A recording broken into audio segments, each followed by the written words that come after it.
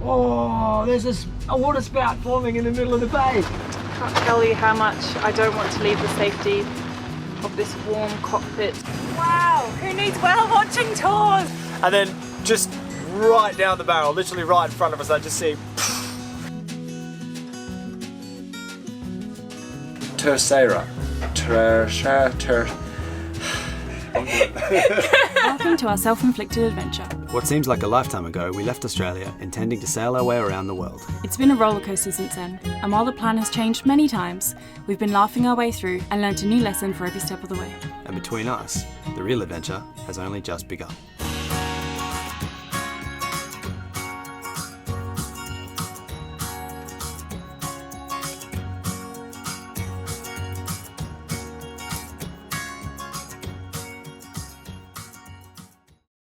Last episode on Sailing Millennial Falcon. After thoroughly exploring the island of I Fayal, was driving through the countryside too. Beautiful.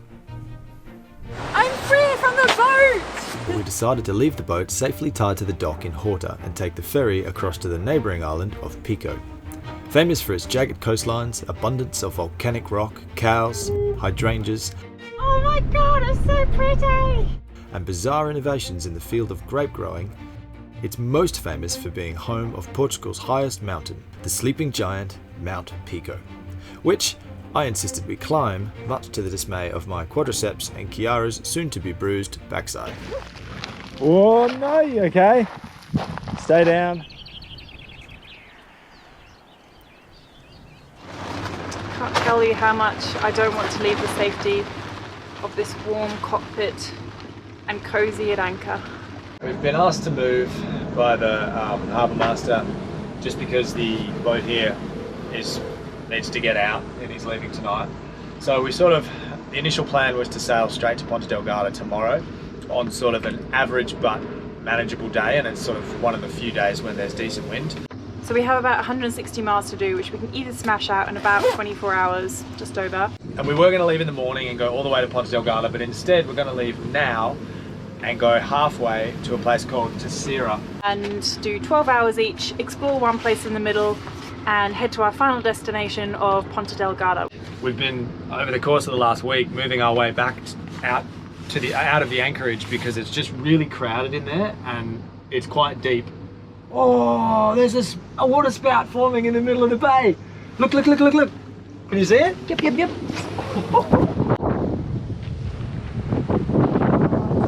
No way! No, it's coming straight. Don't you mess with my panel. It's gone. Wow, that was so weird. Despite the water spout and the rain and the less than ideal sailing conditions, we hauled anchor and set off. Unfortunately for us, our hasty departure happened to coincide with some changing of the tides, and thus some nasty swell was kicking off right outside the mouth of the harbour, which made for a very unpleasant start to what was to be a slow journey. Some really miserable waves around here. It's not that nice. The days before we departed had been pretty cloudy with very little wind, and as such, the battery bank was quite low. Also, there was a small part of me that was expecting to get completely smashed by compression gusts funneling between the island. So, I figured I could kill two birds with one stone by taking a nice gentle motor sail with nothing but a double reef main out of the channel and into the clear air. With the clouds subsiding, the breeze improving and plenty of juice in the batteries, we could finally kill the motor and enjoy some peace and quiet.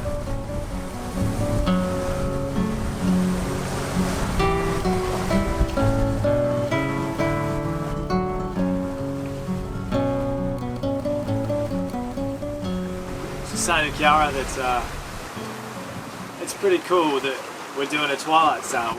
It's not something you do in the Caribbean. You sort of leave in the morning and you go and you get where you're going to go, and you leave at whatever time is appropriate to arrive when you're arriving.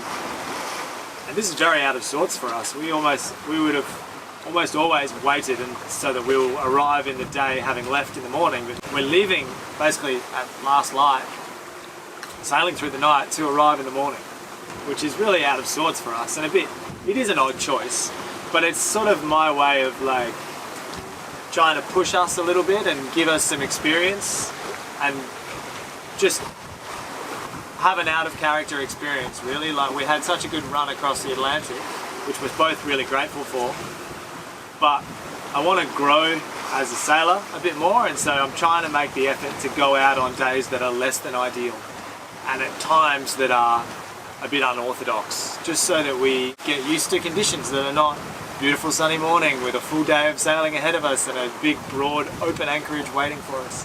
It looks pretty it's pretty lovely today, so I'm probably not getting what I set out to get, but just the thought, just the simple fact that we got up and we went for it, regardless of how it was going to go, I think is a step in the right direction. So when we did leave, I was feeling a little anxious, I'll admit. We left kind of in a hurry, and in order to push ourselves, we knew that this would be a good step forward to try to sail at night between islands in not the best weather, like it was raining when we left.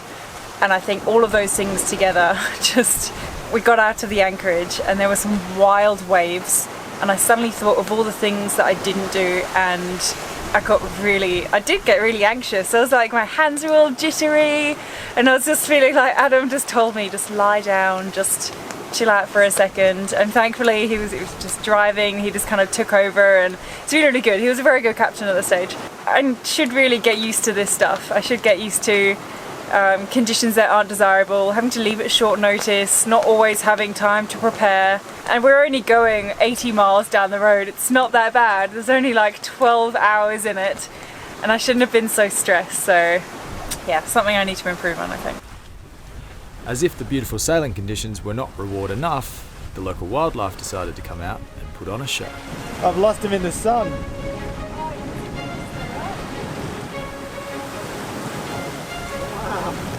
Oh yeah. Oh.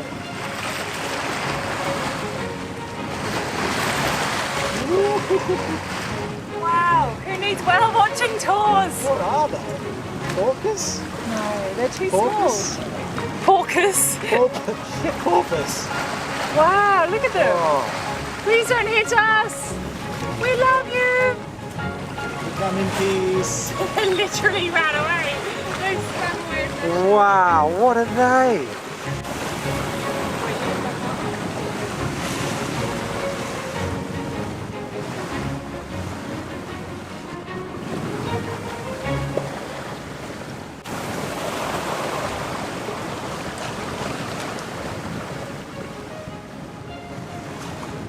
That was nuts. I was literally just sat right there, just looking forward because we're trying to thread the needle through these two islands, and then just right down the barrel, literally right in front of us, I just see, I was like, what is that? And then three heads just go, woo, and they're like, they dived and dive again, and then they disappeared, and then they came up right next to us. Wow. There must have been like 6, 7 of them. Too big for dolphins, but too small for orcas. So there's definitely...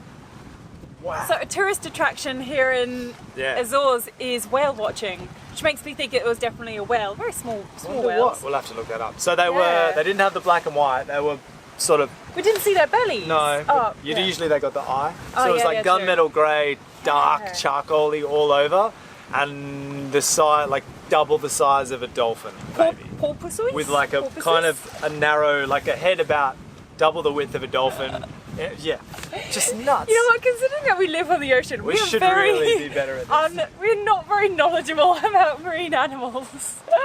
But when I first saw them, I was like, oh god, no, orcas, because there's been orcas attacking boats off of the mainland of Portugal, the main coast. So we're a bit like, a bit dubious about that, and I was like, oh come on, they've found us. I know! 800 miles away, they've found us. I was like, they're going to start ramming us, oh my god. Because I've been umming and ahhing about whether I put the hydrovane rudder on for the journey to Portugal, to the mainland. Because it's 800 miles, so I'm going to want it, but I was like, I don't want them to break it if they find us.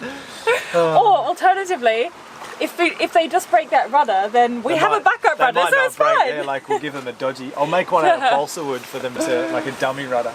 That was cool. That was really, really cool. See what happens when you leave at weird times. Weird stuff happens. Good stuff. That was true. If we sat in port, we'd be like frustrated because we're anchored on top of somebody and we're crowded. Wouldn't even know what we were missing. The following morning, after we'd had our fairly allotted portions of sleep, spirits were high. You don't kill me. So I've just come up from my my brief 4 hours sleep. my brief snooze. We're here. We just put a jibe in just now, which is what sort of roused me out, and we're about 6 miles.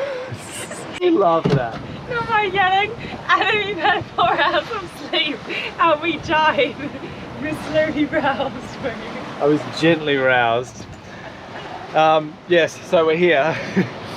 We're 5 miles away. It's a bit slower going than we thought it would be, but you know, that's fine.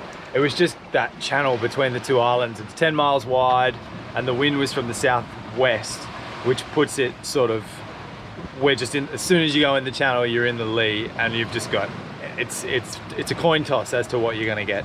So we just crawled through there, which put us a bit behind, but once we cleared the land, we were charging along. Now we're here at the eastern end of an island called Terciera. I'm not saying that right. We're headed for a bay called Victoria. I'm also not saying that right. We're both ready for, Kiara's ready for a snooze big time, and I'm ready for a mid-morning siesta maybe. I don't know. But no, I'm glad we left. Like we did, you know, despite joking about me having been sleeping, Kiara got some sleep too. It was just a unorthodox way for us to get here, and yeah, it was different. It was cool.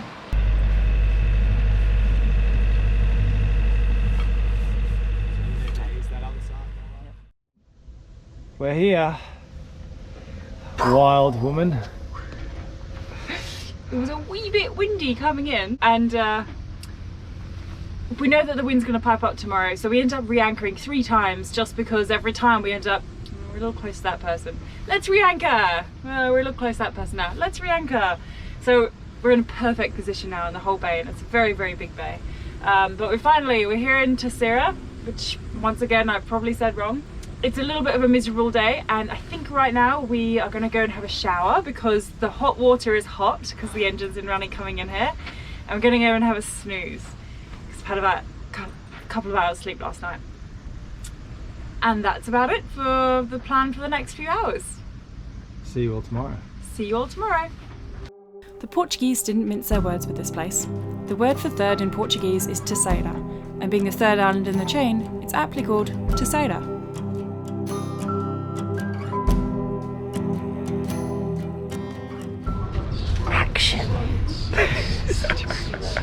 So while we're here on this little island of Terciera, I'm waiting out for a good weather window, which should hopefully be in 2 days. We're going to go check out the main town because it's apparently the oldest town in the Azores. The town is called Angra, so we'll catch a bus over there. The anchorage that we were in is called Praia de Vitória, and it lies on the western side of Terciera. Angra is on the southern coast, and so after a quick lap of the much smaller town of Praia, we headed to the bus stop.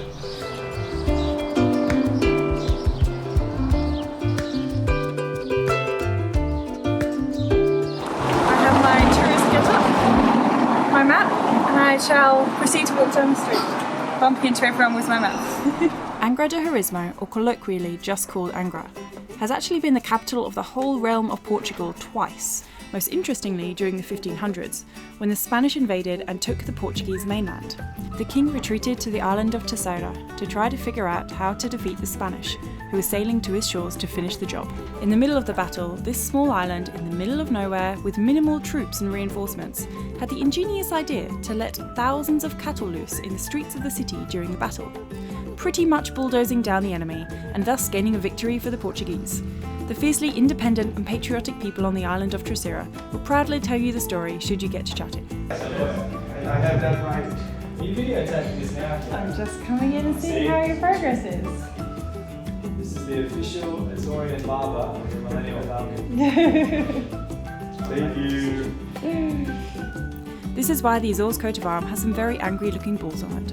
One of the largest festivals in the Azores is the annual Bull Festival. This festival takes place on most of the 9 islands in the months of August and September.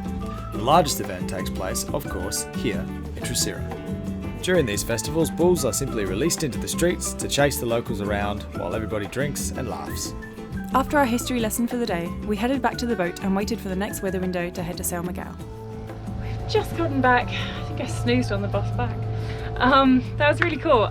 We didn't do half as much as we could have. That place is so cool. Yeah, back home.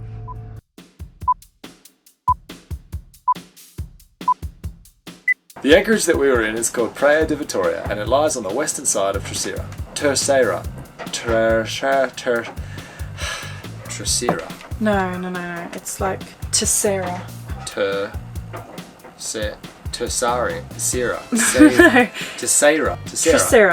Google's gonna have to help Terciera. Yeah, Terciera. That's what she said. You're not saying that! Terciera. You're not saying that! Terciera. Yeah, Terciera. You're not saying it! Terciera. I'm going to go back through all of my dubbing and every Tosaira. time I have to say, we're now going to the island of Terciera. Ladies and gentlemen, we're here. We've had a lovely sail to Terciera.